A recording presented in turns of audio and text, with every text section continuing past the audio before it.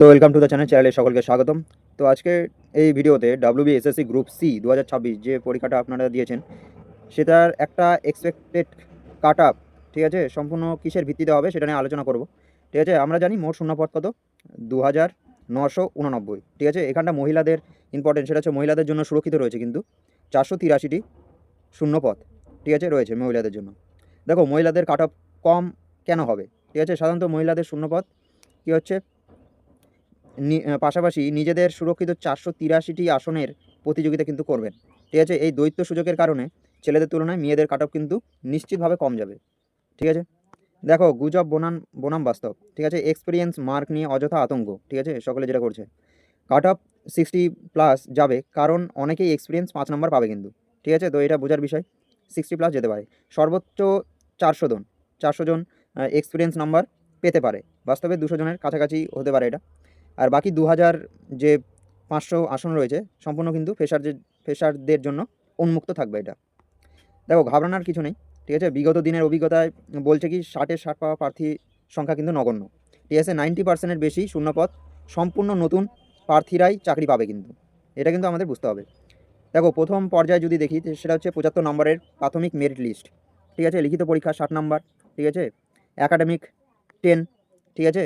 আর কি এটা 50, 5 নাম্বার কি, সরি 5 নাম্বার অভিজ্ঞতা বা এক্সপিরিয়েন্স, যেটা টোটাল হচ্ছে এখানটা 75 নাম্বার। আর এখানটা প্রাথমিক মেরিট লিস্ট সেটা হচ্ছে 75 নাম্বারের ভিত্তিতে হবে। এবার যদি শূন্য পদের 1.5 থেকে 2.5 গুণ প্রার্থীকে কিন্তু ডাকা হবে। এখানে কি তো এই লিস্টে নাম থাকার অর্থ চাকরি পাওয়া নয় কিন্তু, এটি কেবল টাইপিং এবং ইন্টারভিউয়ের জন্য যোগ্যতা অর্জন, মানে ইন্টারভিউ এবং টাইপিংয়ের জন্য আপনাকে ডাকা হচ্ছে টাইপিংয়ের পর, ঠিক আছে। এবার expected cut off eastern region 717টা এখানটা শূন্যপদ রয়েছে, ঠিক আছে। তো আপনার স্কোর কি এর থেকে 2 নাম্বার 3 নাম্বার কম? যদি কম থাকে তাহলে আজ থেকে কিন্তু প্র্যাকটিস শুরু করুন, ঠিক আছে। তো এখানটা দেখে নেবো, এখানটা শূন্যপদ কিন্তু 717। দেখো ইউআর যদি বলি, এখানে ইউআর কিন্তু এখানটা যে মেল রয়েছে সেটা হচ্ছে 52, ঠিক আছে। আর ফিমেল সেটা হচ্ছে 51 হতে পারে। ওবিসি বি যদি বলি 49, আর ফিমেলদের ক্ষেত্রে 1 নাম্বার কমিয়ে 48, ঠিক আছে। ওবিসি এ যদি বলি, উপরটা ওবিসি বি বললাম, নিচেটা ওবিসি এ, এখানটা 49 আর 1 নাম্বার কমিয়ে 48 ধরছি, ঠিক আছে। এসসিদের যদি বলি এখানটা 48, মেয়েদের 2 নাম্বার কমিয়ে 47, এসটিদের ক্ষেত্রে এখানটা 46, ঠিক আছে। আর মেয়েদের 1 নাম্বার কমিয়ে 45। ইডাব্লিউএস যদি বলি, এখানে ইডাব্লিউএস ছেলেদের ক্ষেত্রে 41, মেয়েদের ক্ষেত্রে 39। ফিজিক্যাল হ্যান্ডিক্যাপ বা পিএইচ সেটা হচ্ছে 42, আর মেয়েদের ক্ষেত্রে 40 এটা যাবে, ঠিক আছে। নেক্সট যদি নর্দার্ন রিজন সেখানে 615 কিন্তু, ঠিক আছে। 615টা শূন্যপদ রয়েছে কিন্তু। তো এক্সপেক্টেড কাট আপ কী যাবে, ইউআর যদি ধরি এখানটা ছেলেদের ক্ষেত্রে 54, মেয়েদের ক্ষেত্রে 53। ওবিসি বি এখানটা 50, মেয়েদের ক্ষেত্রে 49। ওবিসি এ এখানটা ছেলেদের ক্ষেত্রে 50, মেয়েদের ক্ষেত্রে 49। আর এসসি সেটা হচ্ছে ছেলেদের ক্ষেত্রে 49, মেয়েদের ক্ষেত্রে 48।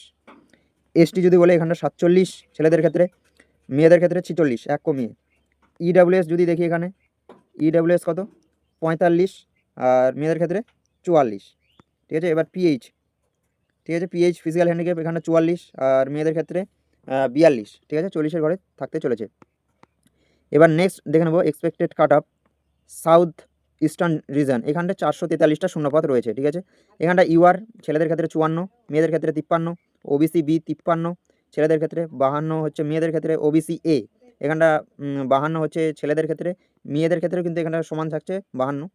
এসসি এখানটা 50 ছেলেদের ক্ষেত্রে, 51 মেয়েদের ক্ষেত্রে, একটু বেশি যেতে পারে এখানে কারণ এখানে শূন্যপদ একটু কম, ঠিক আছে। এসটি 48, এখানটা মেয়েদের ক্ষেত্রে কিন্তু 49। ইডাব্লিউএস এখানটা 48, আর মেয়েদের ক্ষেত্রে ইডাব্লিউএস কম যাবে, এখানটা 47। তারপরে পিএইচ ফিজিক্যাল হ্যান্ডিক্যাপ যদি বলি এখানটা 48 ছেলেদের ক্ষেত্রে, মেয়েদের ক্ষেত্রে 2 নাম্বার কমে 46। নেক্সট হচ্ছে এক্সপেক্টেড কাট আপ হচ্ছে সাউদার্ন অ্যান্ড ওয়েস্টার্ন রিজন। সাউদার্নে এখানটা কত, সাউদার্নে 49টি, আর ওয়েস্টার্নে 73টি সিট, ঠিক আছে। তো এখানটা ইউআর কাট আপ যদি দেখি এখানটা মেল সেটা হচ্ছে 55, ফিমেল কিন্তু 54।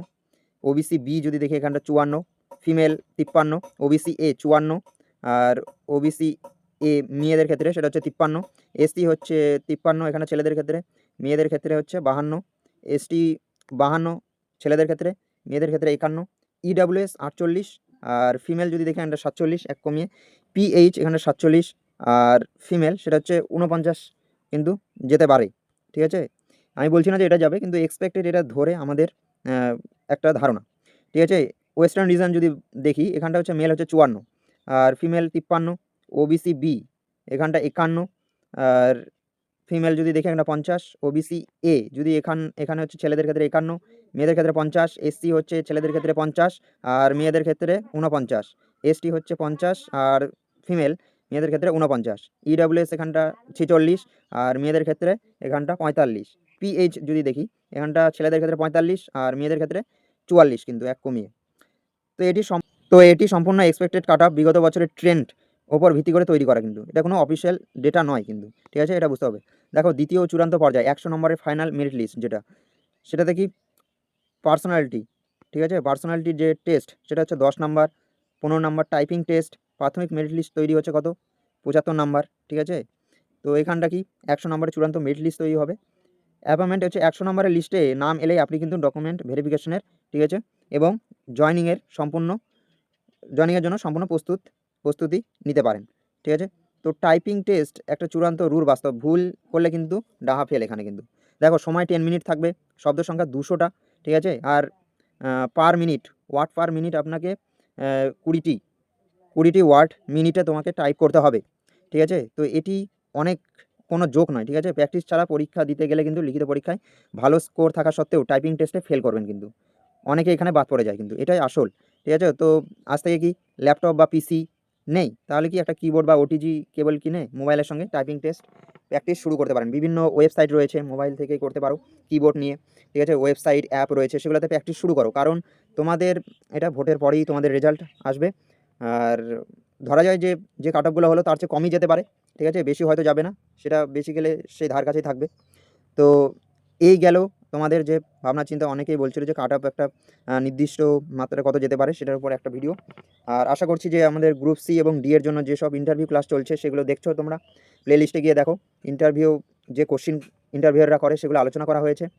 আশা করছি এই ভিডিও থেকে অনেকে ক্লিয়ার হয়েছে যে কী চলছে কাট অফ নিয়ে। আর আশা করছি এই ভিডিওটি ভালো লেগেছে, তো চ্যানেলে নতুন হলে সাবস্ক্রাইব করে পাশে থেকো। আর থ্যাংক ইউ ফর ওয়াচিং, পরবর্তী ক্লাসে দেখা হচ্ছে, থ্যাংক ইউ।